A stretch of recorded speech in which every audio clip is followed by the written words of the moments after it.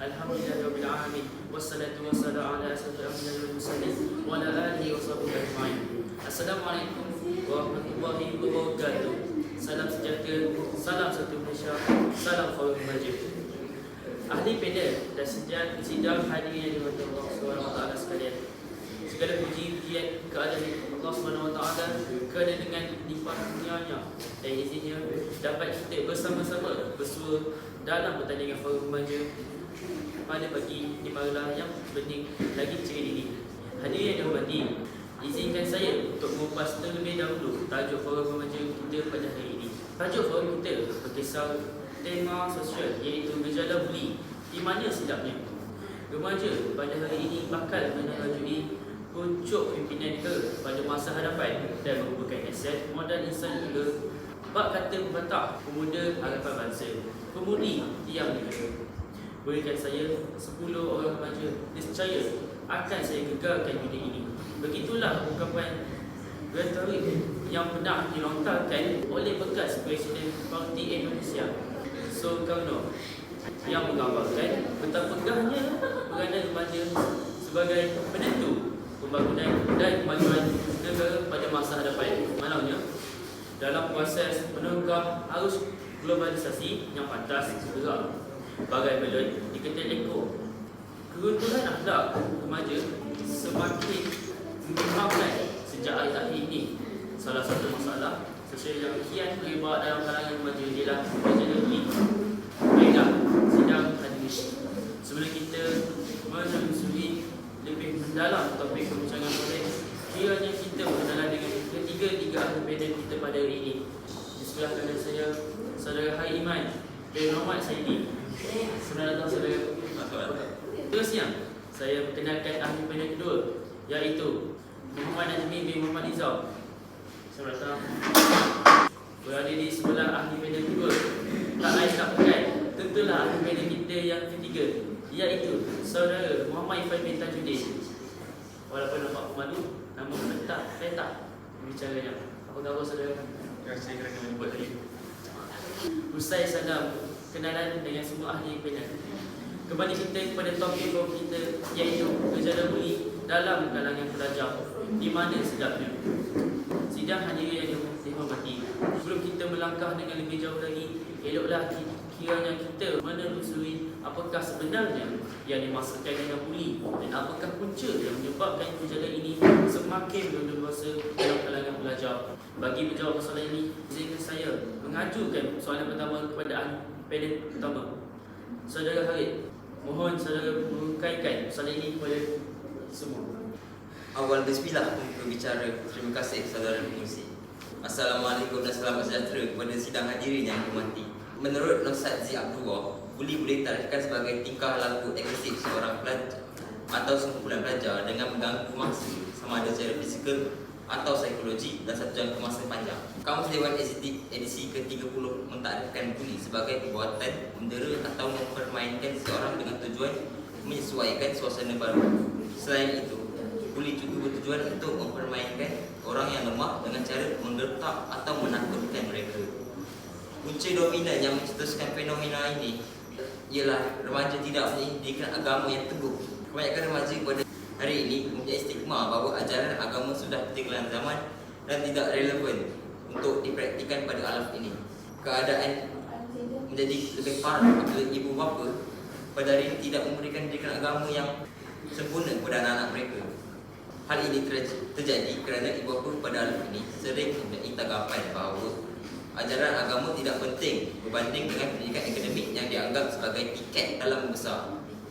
Mengasuh dan mendidik anak mereka yang dimulakan selai kain yang putih, ibu bapa hendaklah mencorakkan tingkah laku anak-anak sama ada seindah warna pelangi atau semalat masa hadapannya.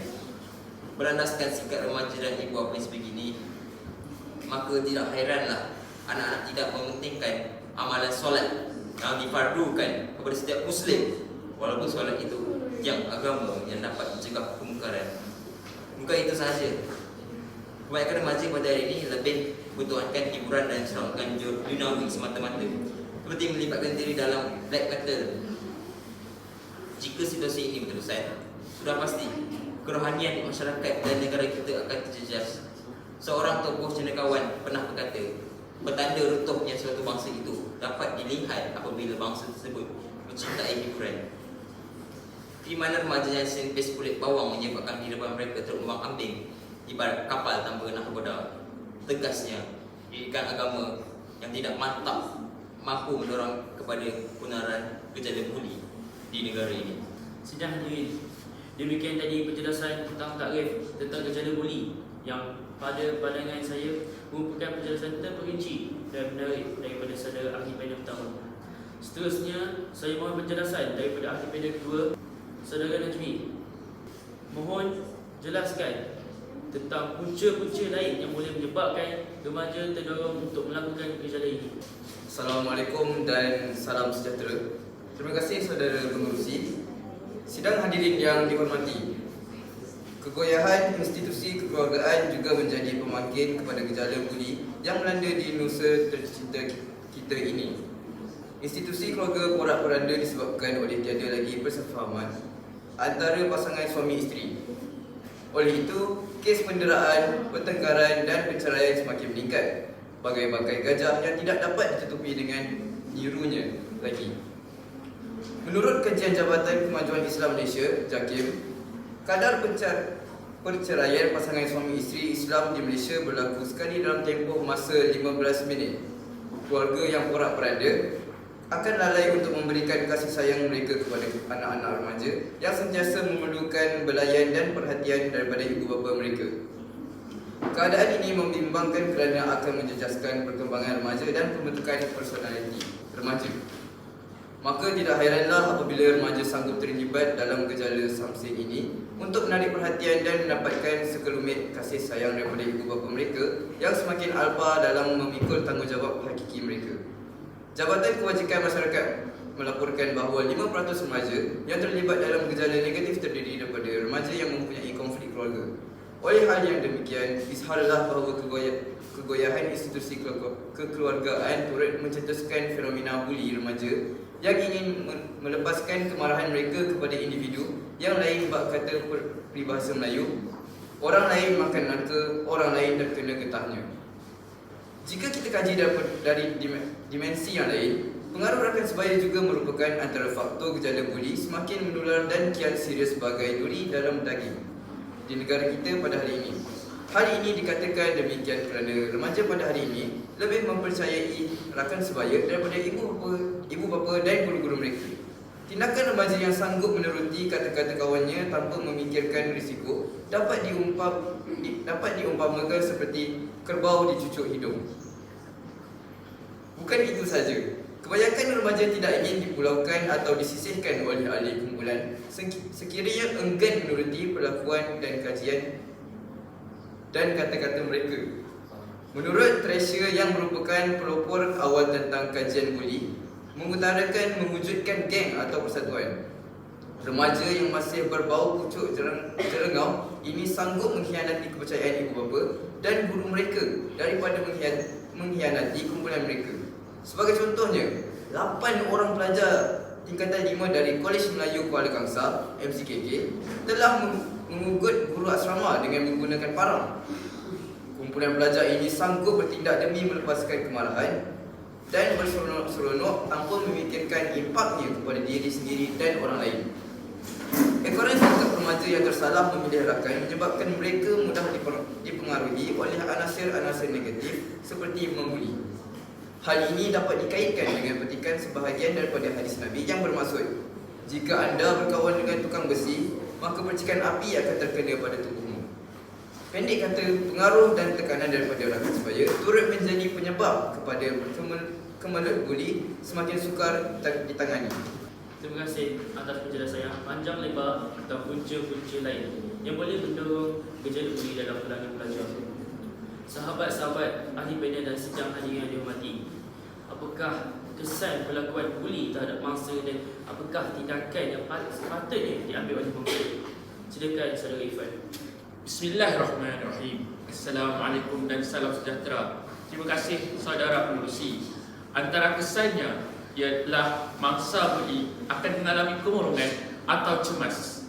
Selain itu, mereka terpaksa menempuh penderitaan berikut, antaranya peningkatan perasaan sedih dan keseorangan, perubahan masalah tidur dan bahkan hilang minat dalam aktiviti yang sering diceburi. Isu ini akan berpanjangan sehingga dewasa. Masalah kesihatan dari segi emosi dan psikiatri, kesisiran dalam pelajaran kerana kanak-kanak takut ke sekolah untuk mengelakkan daripada dibuli. Selain itu, kesan buli membawa kepada bahaya atau pendedahan untuk membunuh diri kerana merasakan diri mereka tiada harapan, tiada kuasa serta tercela maruah diri akibat perbuatan dera. Saudara pengurusi dan sidang hadirin, mangsa buli di sekolah dan Institut Pengajian Tinggi IPT biasanya menyembunyikan apa yang berlaku daripada pengetahuan ibu bapa, guru dan pihak sekolah kerana takut dipukul oleh pembuli. Pelajar-pelajar lain juga mendiamkan diri. Kenapa boleh wujud keadaan sebegini?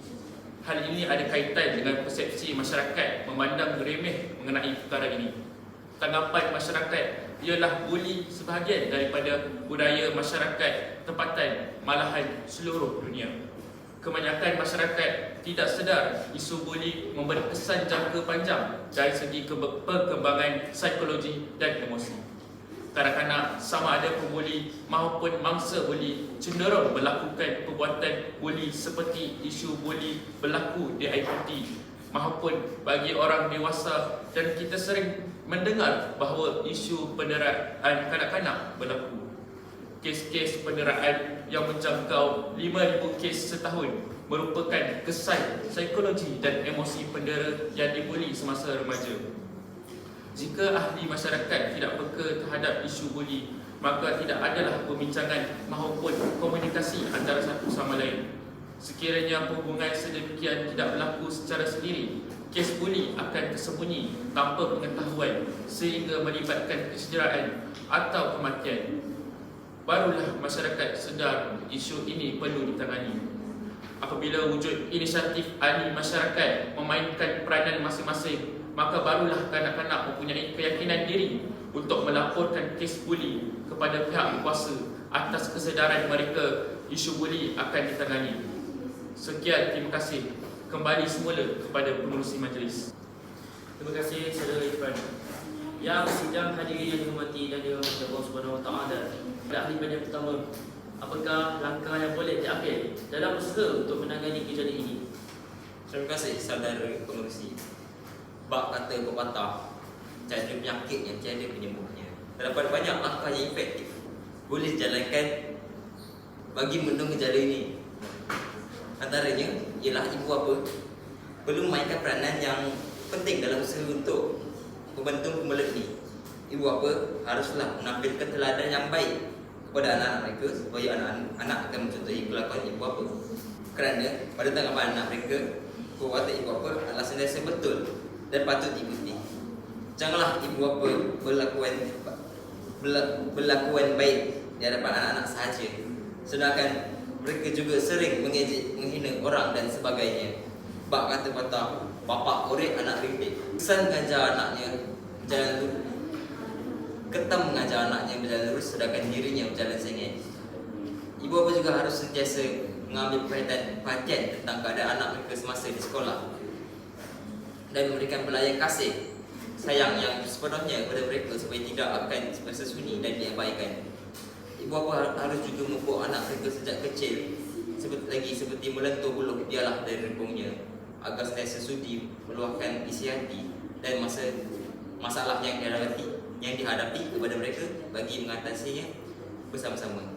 Kembali semula kepada saudara Pengurusi, izinkan saya menyuarakan buah fikiran tambahan berdasarkan ulasan saudara ahli panel yang pertama tadi. Silakan saudara Najmi. Terima kasih saudara pengurusi. Para pelajar juga harus berganding bahu dengan pihak sekolah dalam usaha untuk membendung gejala ini. Para pelajar yang ternampak kes buli itu berlaku atau menjadi mangsa pembuli harus memberanikan diri untuk melaporkan kepada pihak sekolah dengan segera agar masalah itu dapat diatasi dengan secepat mungkin demi kesejahteraan sekolah. Manakala pihak sekolah yang telah menerima laporan aduan daripada pelajar juga harus berusaha mengatasi masalah itu dengan bersungguh-sungguh dan bukan sebaliknya dengan menutup kes itu dengan sesuka hati saja. Jika kes ini masih tidak dibicarakan, masalah kes buli akan semakin bertambah dan berleluasa lagi.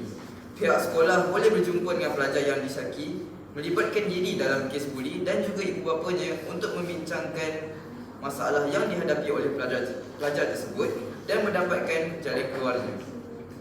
Pihak sekolah harus mengenakan hukuman yang setimpal kepada pelajar tersebut agar tidak mengulangi perbuatan itu lagi dan juga dijadikan sebagai iktibar kepada pelajar yang lain. Disiplin dan peraturan sekolah juga perlu diketatkan dan ditekankan kepada para pelajar supaya para pelajar mengikuti etika peraturan sekolah dan tidak membuat kesalahan seperti penglibatan dalam gejala sosial seperti membuli. Tambahan pula, pihak kerajaan juga harus memainkan peranan dalam membendung gejala ini. Kementerian Pelajaran dan juga pihak sekolah harus titik beratkan isu kes buli ini dalam pelajaran di sekolah melalui mata sivik, mata pelajaran tertentu seperti pendidikan moral, pendidikan Islam, pendidikan sivik dan sebagainya. Melalui pendidikan ini, para pelajar dapat kesedaran dan mempelajari kebaikan serta menjauhi gejala kurang baik. Kerajaan juga perlu bergabung dengan agensi-agensi tertentu untuk mengadakan kempen kesedaran dan ceramah kesedaran tentang gejala membuli. Melalui cara ini, remaja dapat mempelajari kesan sampingan yang diperolehi daripada melakukan gejala membuli dan berupaya untuk tidak melakukan perbuatan ini terhadap orang lain. Contohnya, kempen anti-bully yang dijalankan di Pekan Malang telah mendapat sambutan yang menggalakkan dan lebih kurang 70% kes membuli dapat dikurangkan sekitar kawasan tersebut setelah kempen tersebut dijalankan. Terima kasih. Ahli panel yang kedua. Ahli panel yang ketiga. Pastinya mempunyai buah fikiran yang tidak kurang hebatnya. Silakan saudara. Terima kasih saudara pengerusi majlis, ahli panel dan sidang hadirin yang dihormati. Pihak kerajaan juga harus memainkan peranan dalam membendung gejala ini. Kementerian Pelajaran dan juga pihak sekolah harus menitik beratkan isu kes buli ini dalam pelajaran di sekolah dengan melalui mata pelajaran tertentu seperti pendidikan moral, pendidikan Islam, pendidikan sivik dan sebagainya.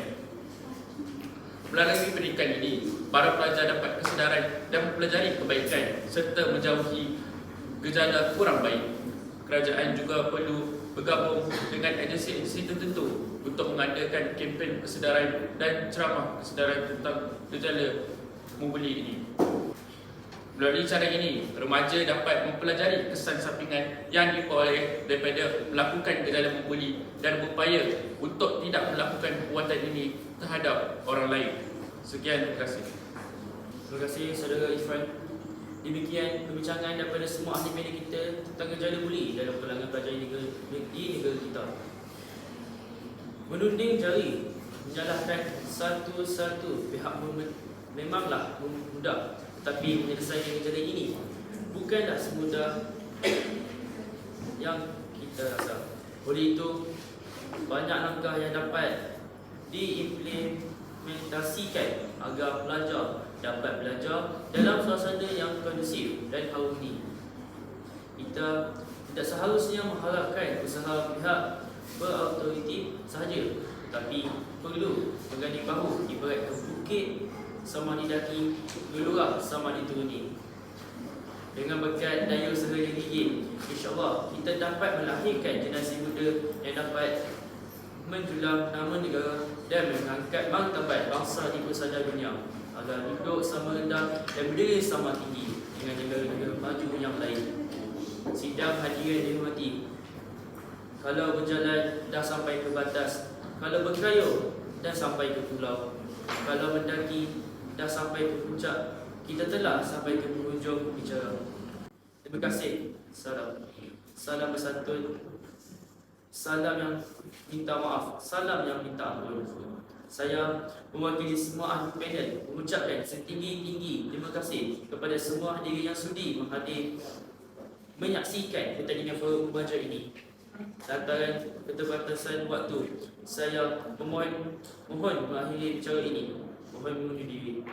Sekian. Wabillahi taufiq wal hidayah. Wassalamualaikum warahmatullahi wabarakatuh.